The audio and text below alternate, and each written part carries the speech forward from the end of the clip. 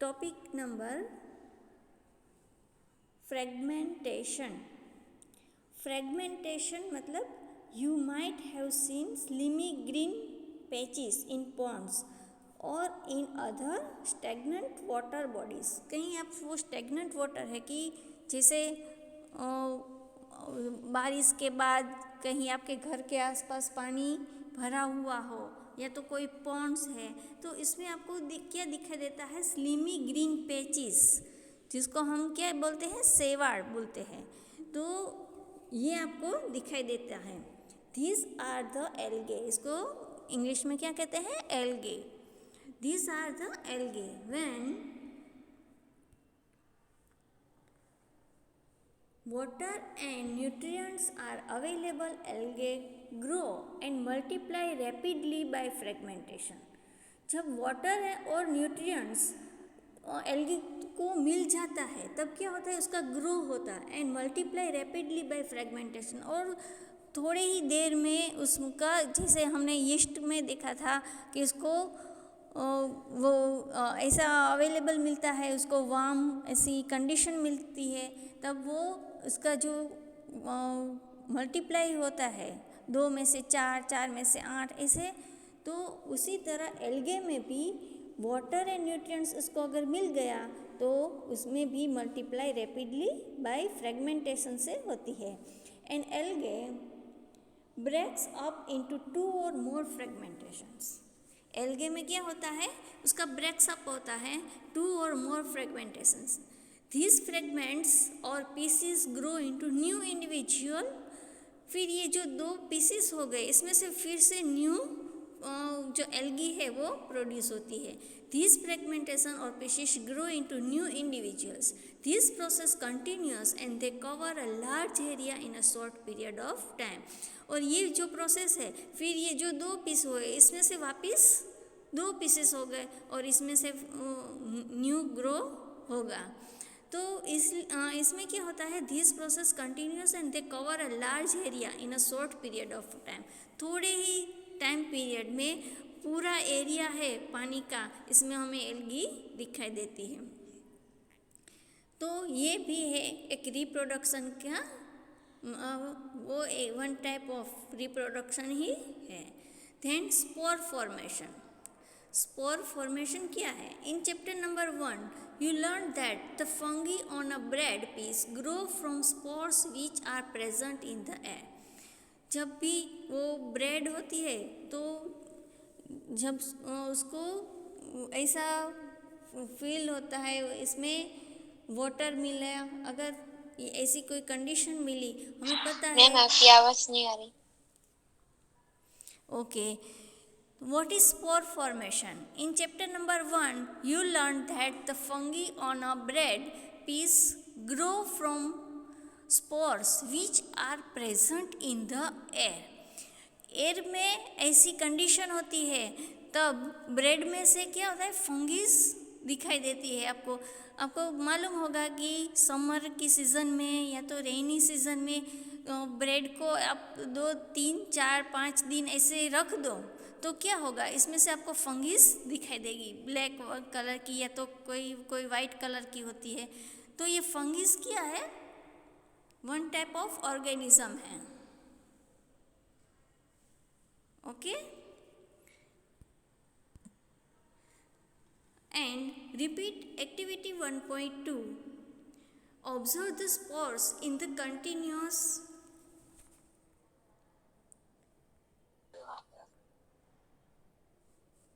Observe the spores in the cotton-like mesh on the bread. Bread के ऊपर आपको cotton के जैसे जो बाल होते हैं ऐसे दिखाई देते हैं. When spores are released, they keep floating. जब वो स्पोर्स है वो इसमें से रिलीज होते तो they keep floating in the air. Air में वो फ्लोट होने लगते हैं, जैसे कि तैरते हैं ऐसा हमें दिखाई देता है. As they are very light, they can cover long distances.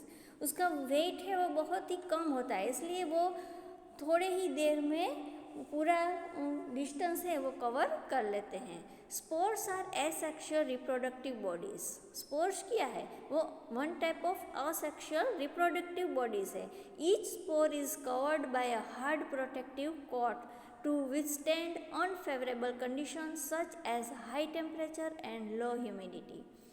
Spores is a one type of asexual reproductive bodies है। Each spore, इसमें से हर एक spore is covered by a hard protective coat to withstand unfavorable condition। इसमें unfavorable conditions से protect करते हैं such as high temperature and low humidity, so they can survive for a long time। इसलिए वो long time तक वो जी सकते हैं, रह सकते हैं। Under favourable condition a spore germinates and develop into a new individual. जब उसको फेवरेबल कंडीशन मिलती है, मतलब थोड़ा सा लो टेम्परेचर और हाई ह्यूमिडिटी मिलती है, तभी क्या होता है? Develops into a new individual. इसमें से रिप्रोडक्शन होता है, न्यू इंडिविजुअल स्पोर्स बनते हैं। Plants such as moss and ferns also reproduce by means of spores। ये दो टाइप के जो प्लांट्स हैं, moss and ferns, वो ये स्पोर्स के रिप्रोड्यूस से ये जो रिप्रोडक्शन है वो होता है इसमें। Now topic 12.2 sexual reproduction. अभी तक हमने जितने भी टाइप्स देखे वो सारे कितने थे? Asexual reproduction. अब हमें क्या देखना है? Sexual reproduction. You have learn earlier the structure of a flower. हमने अगले चैप्टर में वो फ्लावर का स्ट्रक्चर देख लिया, फ्लावर में क्या क्या होता है। Now you know that the flowers are the reproductive parts of a plant. Flower क्या है? One type of reproductive part है। प्लांट का reproductive part is flower. Stamens are the male reproductive part and pistil is the female reproductive part। ये बहुत ही important है, यहाँ underline भी करना है। Stamens are the male reproductive part and pistil is the female reproductive part। Now activity 12.4, इसमें आपको फिगर भी दिखाई दे रही है। इसमें एंथर एंड फिलामेंट है, इसके बारे में अब हम लर्न करेंगे। टेक अ मस्टर्ड और चाइना रोज और petunia flower and separate its reproductive parts. आपको ये मस्टर्ड या तो चाइना रोज के फ्लावर लेना है और उसको रिप्रोडक्टिव पार्ट को अलग करना है। Study the various parts of A stamen and pistil. और स्टेमेन और पिस्टिल के अलग अलग जो पार्ट्स है उसके ऊपर आपको स्टडी करना है। Now flowers which contain either only pistil or only stamens are called unisexual flowers। Unisexual flowers। Flowers which contain either only pistil, कोई फ्लावर्स में सिर्फ पिस्टिल ही होती है, या तो कोई फ्लावर्स में सिर्फ स्टेमेंस ही होते हैं, तो ऐसे फ्लावर्स को क्या कहते हैं? Unisexual flowers.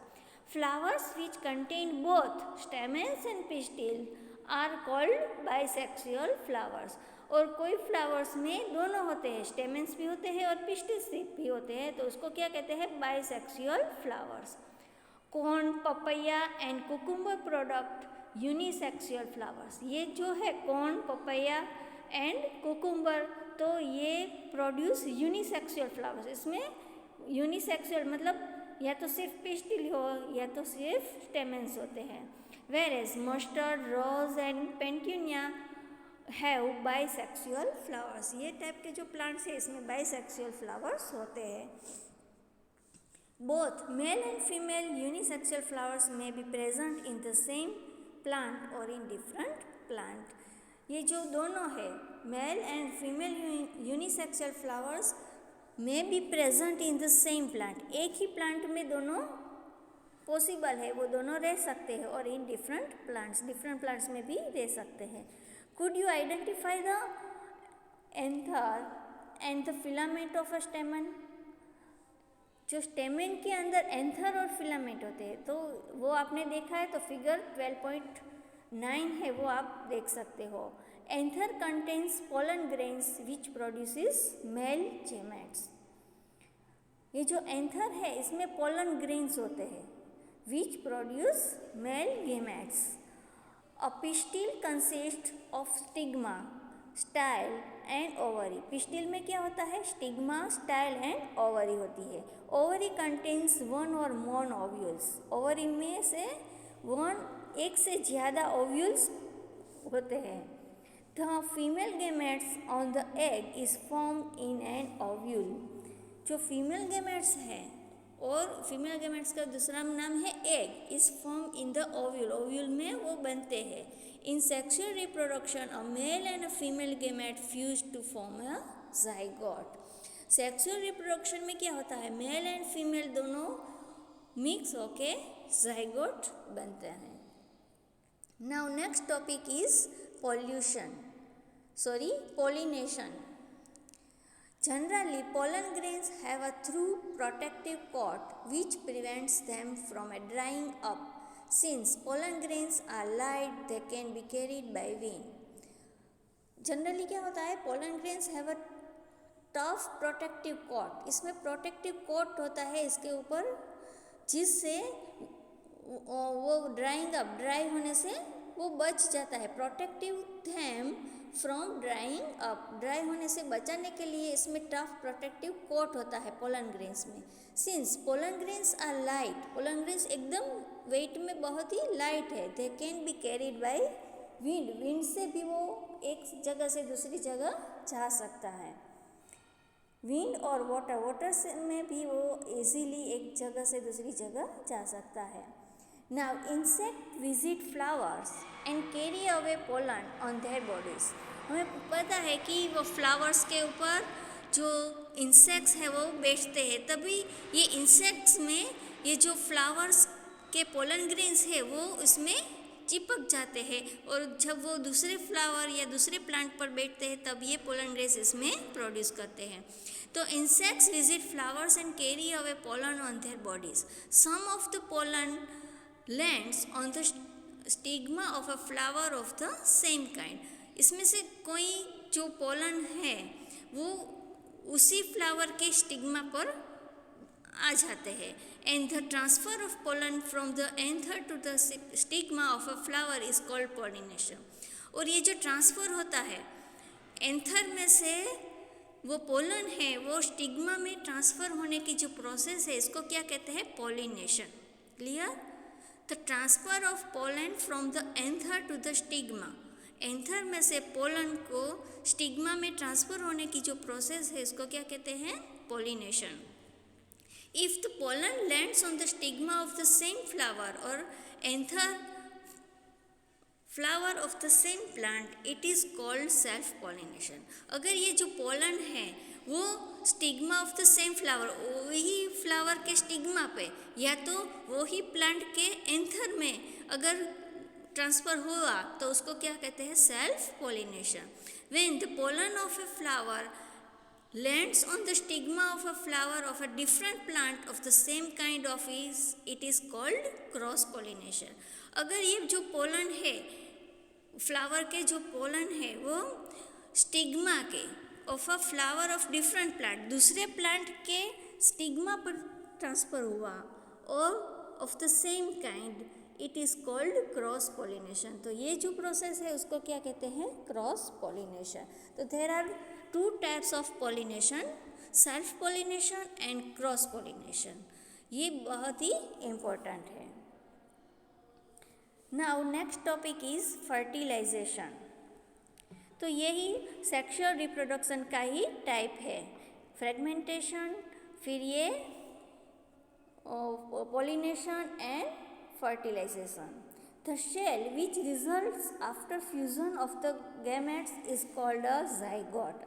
आगे हमने देखा कि दो मेल और फीमेल का जो है वो मिक्स होके क्या बनता है? zygote. तो the cell which results after fusion of the gametes is called a zygote.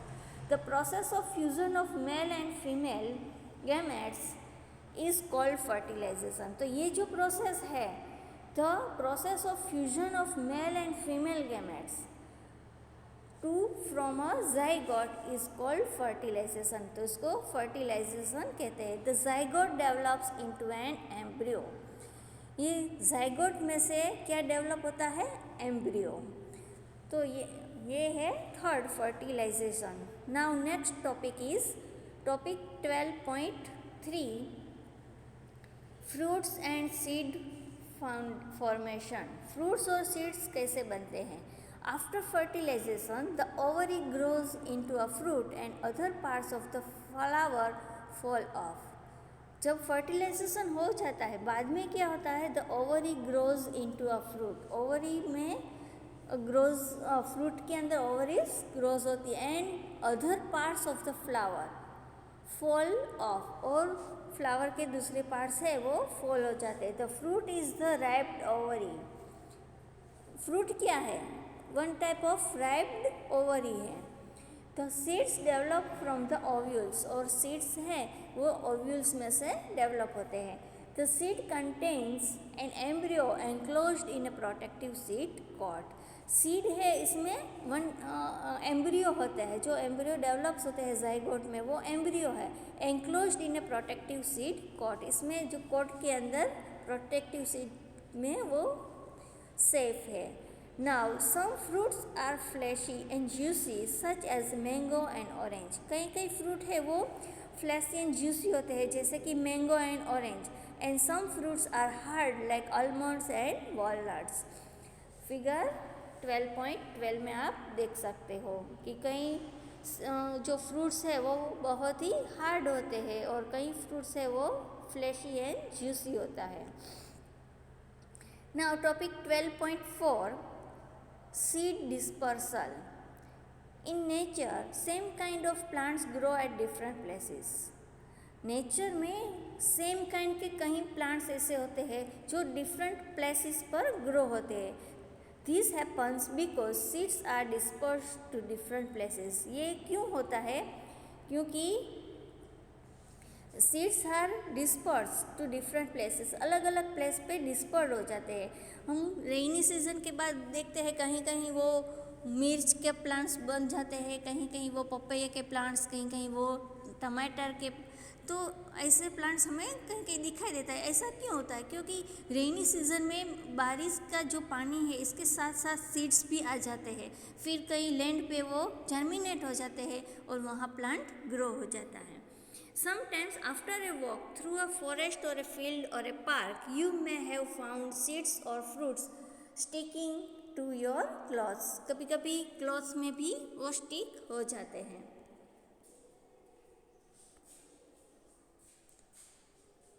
Did you try to observe how these seeds were clinging to your clothes? कभी आपने वो देखा है? To observe how these seeds were clinging to your clothes. आपके वो clothes में वो कैसे चिपक जाते हैं। What do you think will happen if all seeds of a plant were to fall at the same place and grow there? What do you think will happen if all seeds, plants के जितने भी seeds है वो एक ही जगह गिरे और वहीं पे सब ग्रो हो जाए तो कैसा होगा? There would be severe competition for sunlight. तो क्या होगा?